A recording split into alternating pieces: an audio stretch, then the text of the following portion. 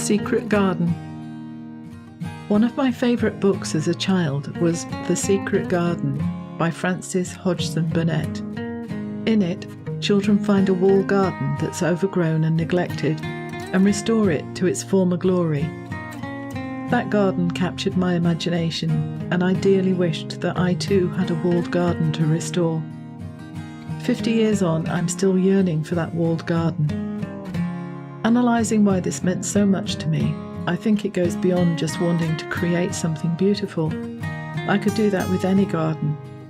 It's about the high walls, the big strong door that holds out the outside world, the complete seclusion, the quietness, the safety, a place where I can be myself without fear of being watched and judged by others, a place to hide away, a place free from violation, where only those I invite get to stay and enjoy that space with me.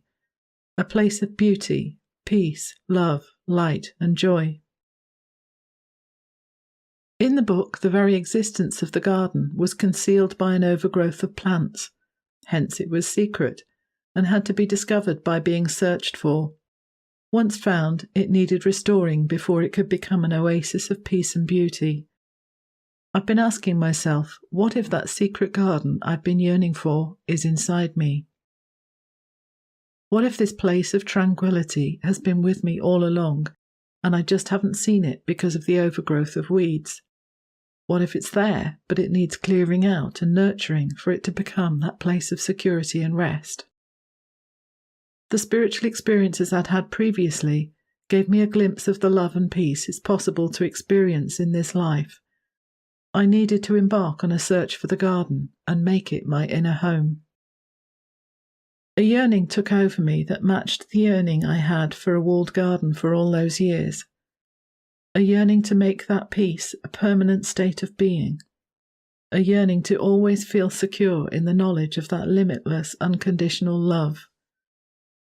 A place where I can keep my head when all around are losing theirs, to misquote Rudyard Kipling's If. I had a friend like that. He always looked like he was on holiday, not in the clothes he wore, just his demeanour. Always chilled, always on top of things even when he wasn't, always peaceful. I remember the first time we met. He walked into the lounge of the hotel where I was staying, and he stood out from everyone else in the room. His face looked as though it was lit from the inside, almost like his head was a lampshade, with the light bulb turned on inside. Everyone else looked dark in comparison, and like the customer in the orgasm scene in When Harry Met Sally, I wanted what he was having. He was a church pastor, and I eventually moved to be in his church, miles from home. It was there I met the man who was to become my husband. I was soon to discover that just because the pastor and his wife were lovely people, it didn't mean that the rest of the church weren't somewhat abusive and crazy. He himself pointed out to me that it was a source of disappointment to him that people would take his words, exaggerate what he said, and then use it to inflict pain or exercise control over others. I should have taken those words to heart and used them as a shield to deflect the impact of the behaviour of others, but instead, eager to fit in, I allowed their abuse to corrode my self-worth. In the fertile soil of that environment, the plant by the door started to flourish, and at first looked exactly like what I'd been searching for, a plant characterised by glossy leaves, deep roots and vigorous expansion. How quickly that became a choking stranglehold.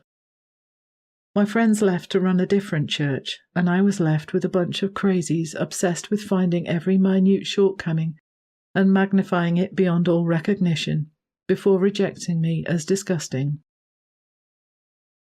I saw in my mind's eye an image of a beautiful black Labrador with a sleek coat. It was trembling, flinching, shying away from the people who were holding a giant magnifying glass to a mole on its side and recoiling in sheer disgust at the sight of it. I didn't heed that warning either. Afraid of losing what I came for, I allowed them to set themselves up as intermediary to a God they presented as beyond me somewhere, where I needed them to speak on his behalf to me. Anything they said was to be accepted as the word of this God that I just didn't recognise. Before I came here, he was always right here inside me, hanging out with Big Sue. He didn't need a spokesperson. How come he moved? How come his personality changed? How come he didn't like me anymore?